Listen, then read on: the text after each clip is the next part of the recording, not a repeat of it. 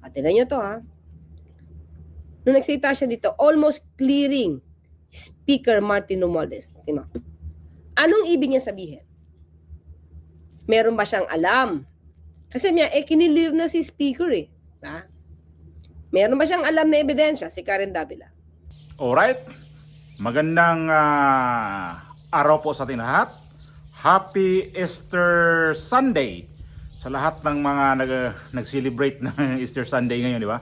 Naalala ko pa dati yung mga egg hunting. Ngayon yun eh. Itong araw na to eh, yung mga ganyang egg hunting dati na may tinatago sa mga ganito, kung saan yung mga ganyan. Dito kasi di uso yung mga ganyang egg hunting eh. Although katatapos lang namin sa trabaho namin dito. So, ito. Balik ulit na naman tayo sa ating mga reactiones dito sa ating nakikita na mga balita or dapat nating bigyan natin ng ng opinion o sarili nating reaction. Gaya ho nitong si Claire Castro na galit. Sabihin ko talaga galit. Mapanood niyo yung yung pasiuna pa lang, pero yung kalaban niya dito, kinalaban niya na si Karen Davila. Kasi nga sa mga interview ni Karen Davila, siguro napanood yung mga interview ni Karen Davila na pinipiga ni Karen Davila itong patungkol nga dito sa impeachment ni BP Sara. Tungkol nga dito sa flood control na sinabi ni Karen Davila na kinalimutan na daw. At dito nag-react si Claire Castro. Galit. Hindi lang siya galit as in pinagtanggol pa ang presidente. Bakit? Anong correction siya sa presidente? Diba? Matanong ko lang. O shout out mo na sa ating mga subscriber, sa ating mga nandyan ho lagi. Naamo diha kanunay.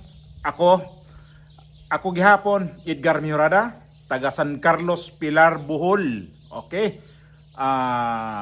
Di anak ko dire sa Spain. Nagtrabaho ko o isip OFW o overseas Filipino worker. At sa ating mga subscriber ho dyan na laging na nakasubaybay, na lagi ko nakikita ang inyong mga pangalan sa comment section, mga kapwa na mga bulanan, mga bisan asa nga lugar, no? Bisang asa nga nasod nga naamo na subaybayan ko ninyo. Daghan kadyo salamat sa inyong suporta, sa mga suporta ninyo sa akin na hindi niyo ako iniwan. So sana kunti na lang. Sana makamit natin ang 100,000 na subscriber.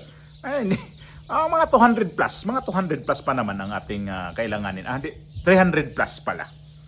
Sana matikman ko rin yung 100,000. Lahat naman nagva-vlog dito. Lahat naman gumagawa ng video sa YouTube. May wish ba na sana marating ko din yan. Ako rin, na-wish ko rin eh. Sana nga, kung hindi ko, kung titigil ako dito, hindi ko marating yan. Kung wala kayo, hindi ko marating yan. So ito yon, balik natin. Maraming salamat ha. Maraming salamat sa inyong lahat ha. Sa mga Bisaya, mga Tagalog, unsa man na diha. Daghan kadtong salamat ninyo. Okay, balikan natin si Claire Castro. Napanood ko kasi ang kanyang vlog. Vlog niya to eh. Yan ang mahirap eh. Ito yung vlog niya na galit dito kay Claire Castro. Ay, galit si Claire Castro kay Karen Davila. Hindi lang galit, talagang kulang-kulang nito sa sambunutan itong gusto ni Claire Castro dito sa pagtanggol ni Bongbong Marcos. Ayan ang sinabi niya. And let's go mga ka-clear. Let's go ha. Ito mga ka-clear. Gusto ko lang ito ipakita sa inyo. Ito kasi sinabi niya. But you can watch the video naman buo mga ka-clear. Yan. Ito. You only have former Senator Bong Revilla that is detained right now. You have the ICC really almost clearing. Almost clearing. Former speaker. Nakita niya ba? Saldico is still abroad. You do have DPWH personnel that are charged. Nakalimutan na ang flood control. O, tignan nyo. Diba? Nakalimutan na ang flood control. Mga ka-clear, kahit sabihin mo pa, kasi sabi nila, hindi naman big fish si Bong Revilla. Mga ka-clear, ito ay naging kasama ni Pangulong Marcos Jr. Ulitin ko lang para po madinig mismo ng kampo po ni Senator Bong Revilla at ng pamilya niya. Tinanong ko ang Pangulo nung nadamay si Senator Bong Revilla. Ang sabi niya sa akin, mismo sa akin, nalulungkot siya. Dahil meron naman daw silang pinagsamahan, mga kaklir. Hindi naman biro yung kanilang naging pagsasama, especially parte to ng alyansa. So, nalungkot siya. Pero, hindi siya pwede magdikta na wag niyo yan idamay. Kasi kaibigan ko yan. Hindi pwede. Kung anong tinuturo ng ebidensya, yun talaga ang makakasuhan. Pero, kung kaya naman nilang ipagtanggol sarili nila dahil hindi totoo or kulang ang ebidensya laban sa kanila, then, hayaan natin ang korte na maghusga ang siyang gumawa ng desisyon. Pero lagi sinasabi nila, bakit si hindi pa nakakasuhan? Bakit si Tambaluslos hindi pa nakakasuhan?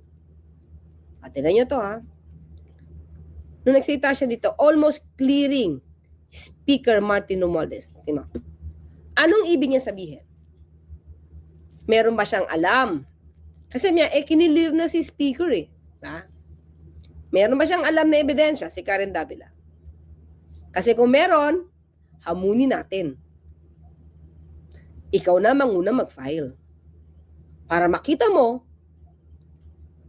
kung ano ang magiging reaksyon ng Pangulo kapag yan ay nadimanda at nagkasuhan. Lalo na kung may ebidensya ka matibay. Hindi yan naharangin ng Pangulo. Dahil yun ang ebidensya ang itinuturo. Pero bago kayo mamintas at bago kayo magbigay ng insinuation, lalong-lalo na laban sa Pangulo, gamitin nyo muna ang inyong mga utak, mag-produce kayo ng ebidensya. At saka kayo dumiretso sa ombudsman. Walang pumipigil sa inyo. Pero bakit puro kayo insinuation? Anong meron sa mga utak nyo para magbigay kayo ng insinuation? Ay, insinuation nyo pa. Diba? Puro negatibo sa Pangulo. Diba? Na ano na siya napuno na ang ang kanyang pasensya yata ni inubo na naman ako, pasensya na.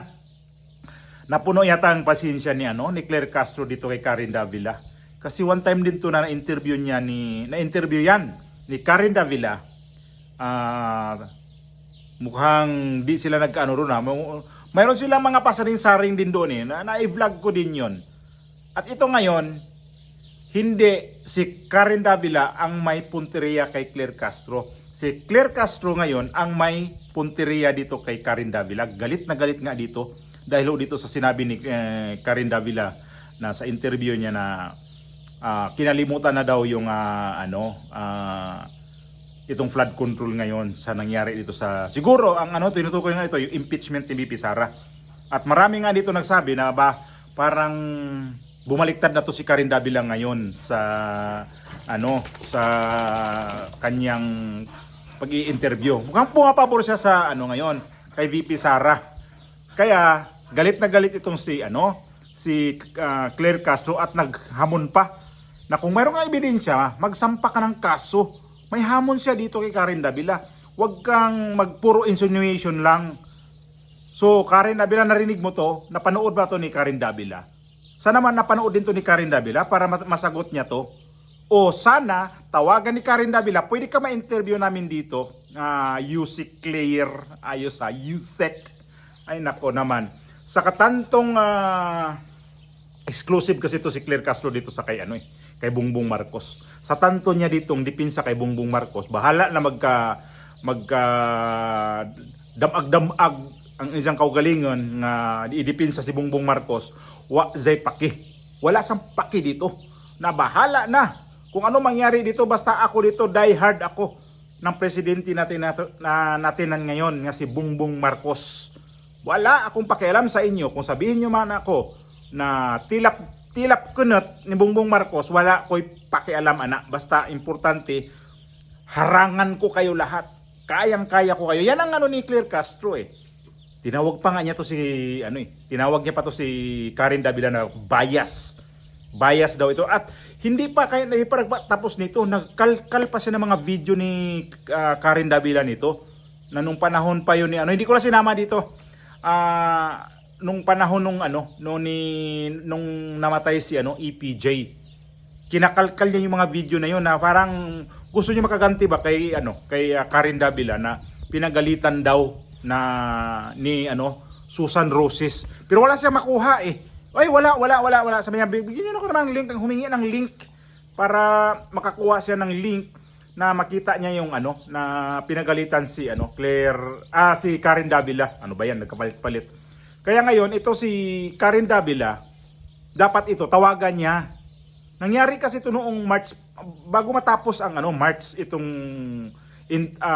vlog ni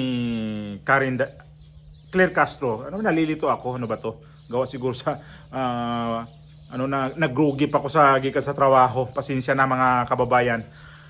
So ngayon, hindi niya matiis itong interview na to, napanood niya, interview ni Karen Davila dito kay Tubi Chanko yata ang interview nito. Hindi niya matiis, kaya gumawa siya ng kanyang vlog. Yan na sabi ko ang mahirap eh. Kagaya halimbawa ako, mayroon akong trabaho sa gobyerno.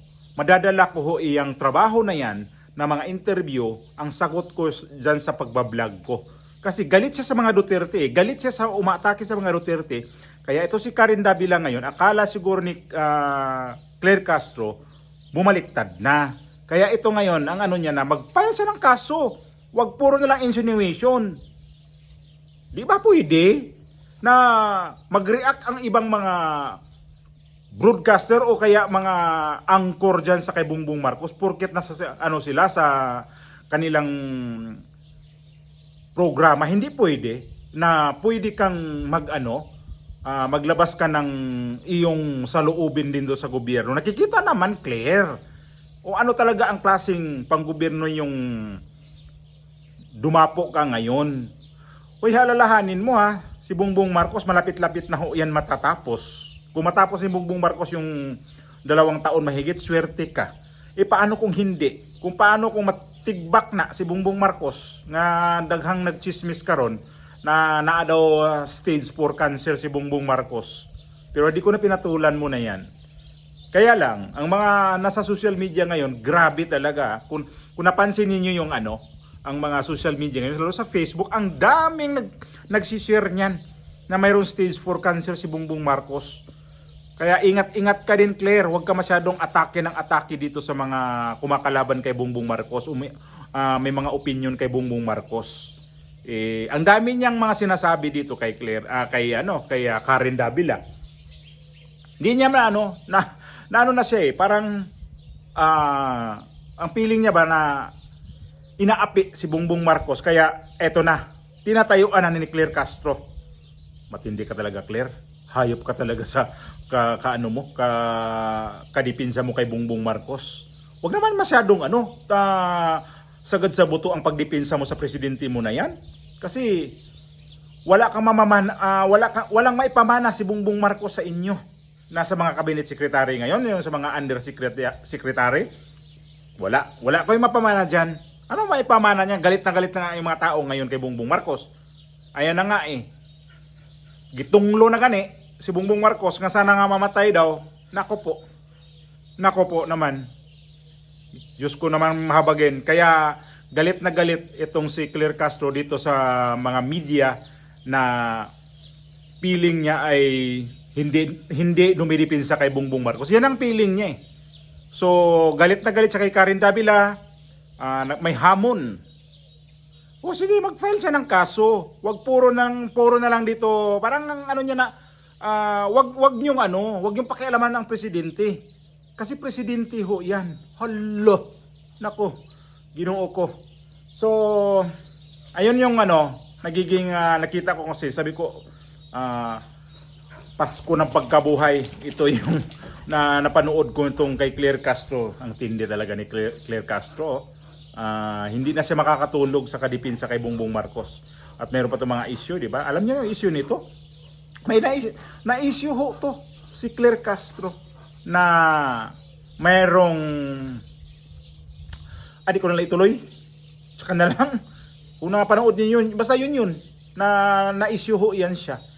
Kaya sinagot naman daw niya yun. Hindi ko napanood ang sagot niya. Hindi daw totoo yun. Kasi ang sabi daw niya ay ang mga tao na nagpumukol ng issue tungkol ho sa kanya. Yun ang nabasa ko lang, ha. Utak ipis daw. Basta yun ang sabi niya. Ang mga tao na ang sa akin, utak ipis yan. Aba, anong utak mo ngayon, Claire? Hindi ka rin ipis ka rin eh. Galit ka rin sa sa mga kapwa mo utak ipis. Ikaw nga yung ipis eh. O lamok. Kasi ang lamok walang utak. Buti pa siguro ipis may utak, no? Ang lamok, na lang to si Claire Castro, lamok, ulangaw. Kasi sigurado to pag natapos si Bongbong Marcos nito, kahit sa Santo Dadapo. Ay nako, Claire, galit na galit dito kay Karen Davila. Karen Davila naman sinaktan mo yung damdamin ng kaibigan. Uy, magkasama to ha, noon. May programa ho to sa ANC kung di ko nagkamali. May programa ho to sila. Best friend ho to sila. Pero ngayon, split na naman sila. Nako, dahil dito sa mga ini-interview ni Karen Davila na nasaktan si Claire Castro. Kaya galit. Umulbo ang kaspa ni Claire Castro. Muli, Edgar Mejorada, taga Bohol, taga San Carlos Pilar Bohol, susuportahan ko po si VP Sara sa kanyang kandidatura pagka-presidente sa darating na 2028. God bless. Happy Easter Sunday.